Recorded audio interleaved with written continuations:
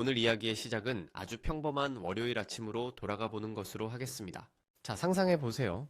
지옥철이라고 불리는 출근길 지하철 아닙니다. 사람들 사이에 낀 채 스마트폰을 보고 있는데 띠링하고 알림이 하나 울립니다. 월급이 입금되었다는 반가운 문자 메시지죠. 그 짧은 순간 우리는 세상을 다 가진 것 같은 안도감을 느낍니다. 하지만 그 기쁨 얼마나 가나요? 점심시간이 지나기도 전에 카드값, 통신비, 대출 이자가 썰물처럼 빠져나가고 나면 통장에 남은 건 그저 사이버머니였나 싶을 정도의 허전한 숫자들 뿐입니다. 우리는 평생을 배웁니다. 좋은 대학에 가기 위해 미분 적분을 풀었고 좋은 직장에 들어가기 위해 토익 점수 계산을 했습니다. 그런데 정작 우리 인생에서 가장 중요한 수학, 바로 부가 만들어지는 공식에 대해서는 그 누구도 제대로 알려주지 않았습니다. 그저 열심히 일해라, 아껴 써라, 저축해라 이런 도덕책 같은 이야기만 귀에 딱지가 않도록 들었죠. 그런데 말입니다. 정말 열심히 일하고 아껴 쓰면 부자가 될까요? 만약 그 말이 진실이라면 새벽 첫 차를 타고 나가서 밤늦게까지 뼈 빠지게 일하는 건설 현장의 노동자분들이나 하루 종일 서서 일하는 편의점 아르바이트생들이 세상에서 제일 부자가 되어야 하지 않을까요? 하지만 현실은 냉혹합니다.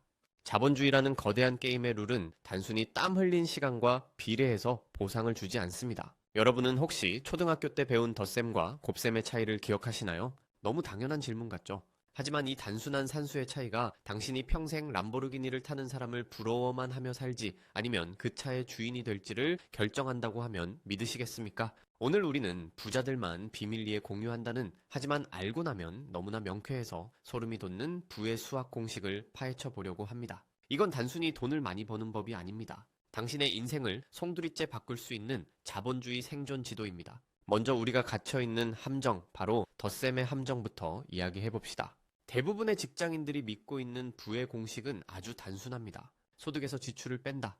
그리고 남은 돈을 모은다. 수식으로 표현하면 소득 빼기 지출은 저축이 되겠죠. 우리는 이 저축액이 쌓이고 쌓여서 언젠가는 부라는 거대한 산이 될 거라고 믿습니다. 그래서 우리는 소득을 늘리기 위해 야근을 하고 주말 알바를 뛰고 승진 시험에 목을 맵니다. 또 반대편에서는 지출을 줄이기 위해 쿠폰을 모으고 친구들과의 술자리를 줄이고 사고 싶은 옷을 참습니다. 물론 이것은 훌륭한 태도입니다. 성실함은 미덕이니까요. 하지만 수학적으로 따져보면 이건 절망적인 공식입니다.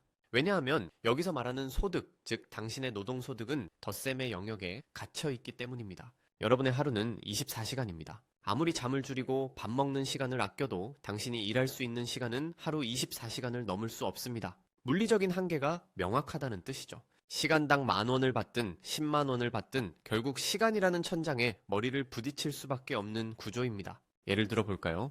연봉 5천만 원을 받는 직장인이 있다고 칩시다. 한 푼도 안 쓰고 숨만 쉬면서 10년을 모으면 5억입니다. 서울에 있는 괜찮은 아파트 전세 구하기도 빠듯한 돈이죠. 20년을 모으면 10억입니다.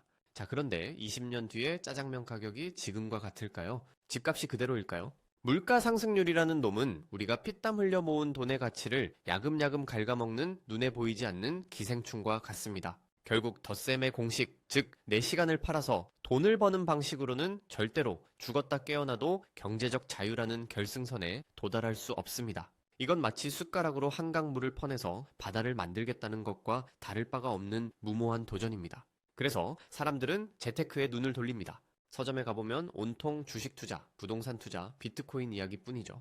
이게 바로 부의 공식 두 번째 단계, 투자 곱하기 수익률의 세계입니다. 아인슈타인이 인류 최고의 발명품이라고 극찬했다는 복리의 마법이 여기서 등장합니다. 내가 가진 자산의 수익률을 곱하고 그 불어난 자산의 또 수익률을 곱하는 방식. 네, 맞습니다. 부는 덧셈이 아니라 곱셈으로 불어납니다. 하지만 여기에도 치명적인 맹점이 숨어 있습니다. 유튜브나 뉴스에 나오는 슈퍼개미, 투자 고수들의 화려한 수익률만 보고 덤벼들었다가 피눈물을 흘리는 이유가 뭘까요? 바로 이 공식의 앞단, 즉 투자 원금이 너무 작기 때문입니다.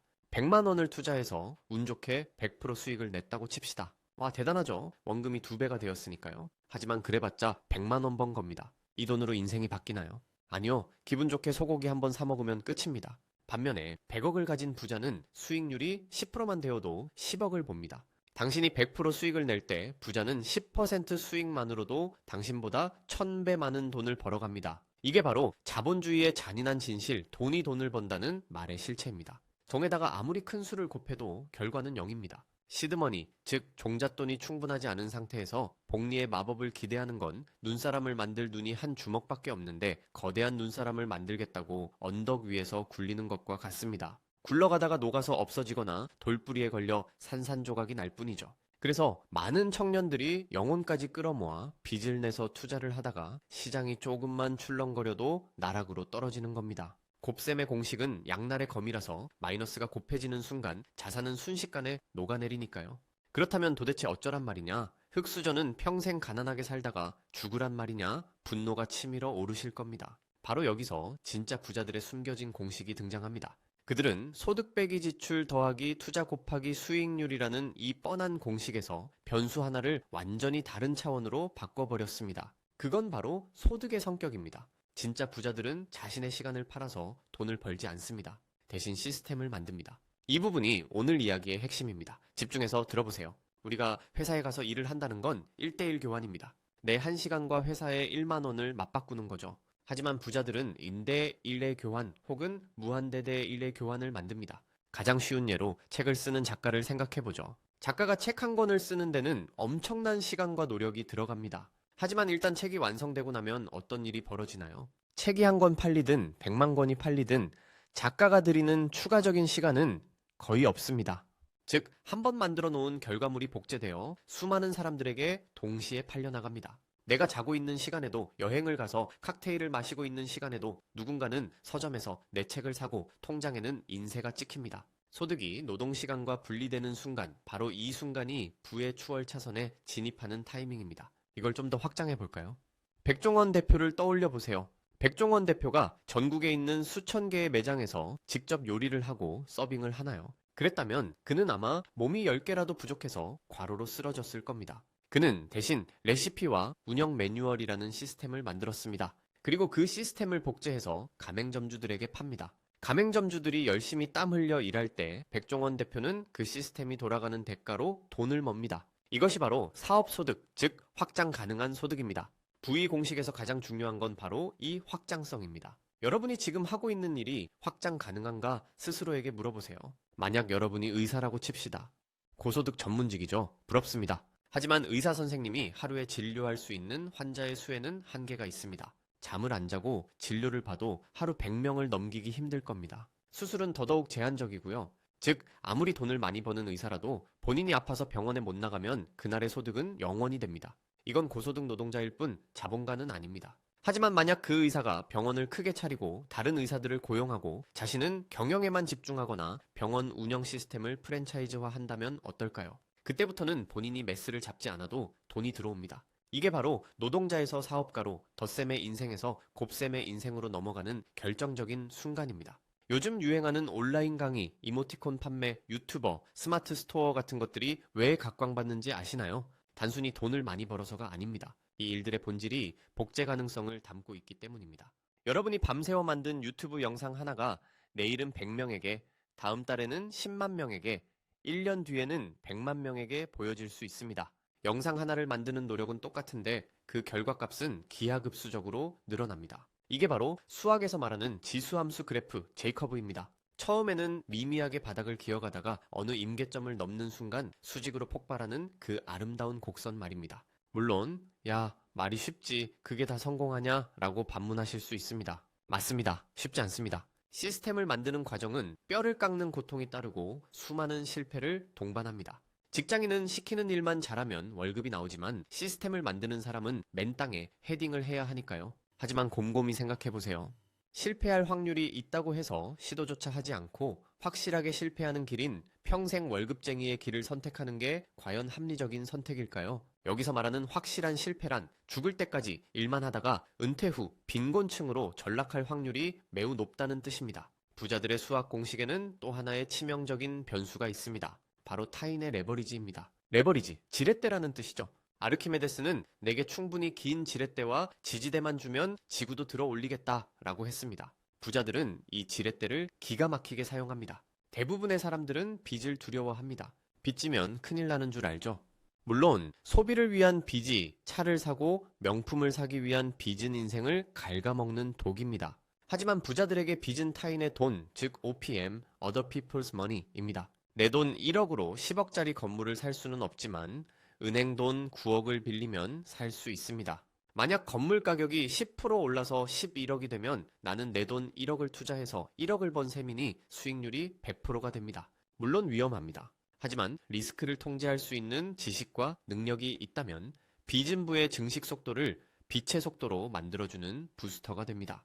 돈뿐만이 아닙니다. 타인의 시간, OPT, Other People's Time를 쓰는 것이야말로 부자의 핵심 기술입니다. 사장은 직원의 시간을 돈으로 삽니다. 직원이 한 달 동안 뼈 빠지게 일해서 회사에 1,000만 원의 가치를 벌어다 주면 사장은 그중 300만 원을 월급으로 주고 나머지 700만 원을 가져갑니다. 이걸 두고 착취라고 비난할 수도 있겠지만 자본주의 시스템 자체가 그렇게 설계되어 있습니다. 여러분이 부자가 되고 싶다면 누군가에게 고용되어 내 시간을 파는 사람이 아니라 남의 시간을 사서 더 큰 가치를 만드는 사람이 되어야 합니다. 아니, 저는 사업할 그릇도 안 되고 빚내는 건 무서워서 못하겠는데요? 라고 하시는 분들도 계실 겁니다. 그렇다면 최소한 주식 투자의 본질이라도 깨달아야 합니다. 내가 직접 사업을 할 능력이 없다면 기가 막히게 사업을 잘하는 사람, 즉 뛰어난 기업의 주인이 되는 겁니다. 삼성전자 주식을 산다는 건 이재용 회장이 그리고 삼성전자의 수만 명의 천재 연구원들이 나를 위해 일하게 만드는 것과 같습니다. 그들이 밤새워 반도체를 개발하고 스마트폰을 팔아서 번 이익을 배당금과 주가 상승으로 나눠 갖는 것이죠. 이게 바로 가장 소극적이지만 가장 확실하게 타인의 시간을 내버리지 하는 방법입니다. 정리해 볼까요?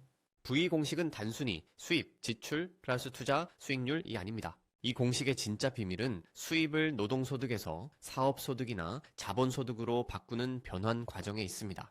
덧셈의 인생을 살 것인가, 곱셈의 인생을 살 것인가, 내 시간을 팔 것인가, 시스템을 만들 것인가, 내가 일할 것인가, 돈이 나를 위해 일하게 할 것인가. 이 차이를 이해하지 못하면 우리는 평생 쳇바퀴를 돌리는 다람쥐 신세를 면할 수 없습니다. 아무리 빨리 달려도 제자리인 그 쳇바퀴 말이죠. 어떤 사람들은 말합니다.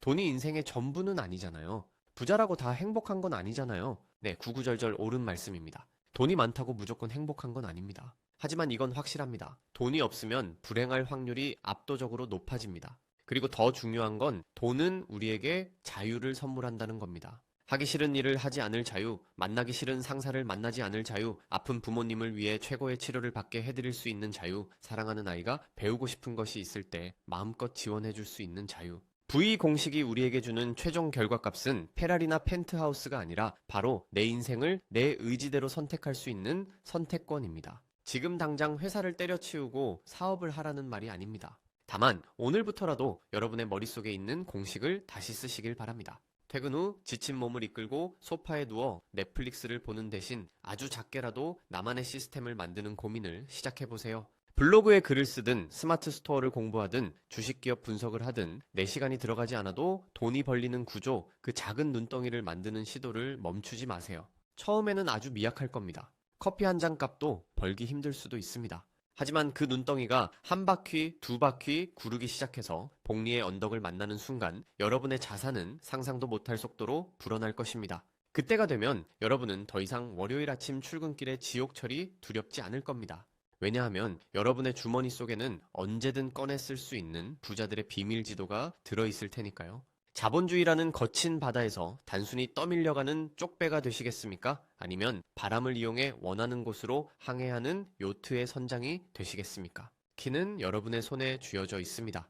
계산기를 두드리는 것을 멈추고 이제 시스템을 설계하십시오. 당신의 부의 공식, 오늘부터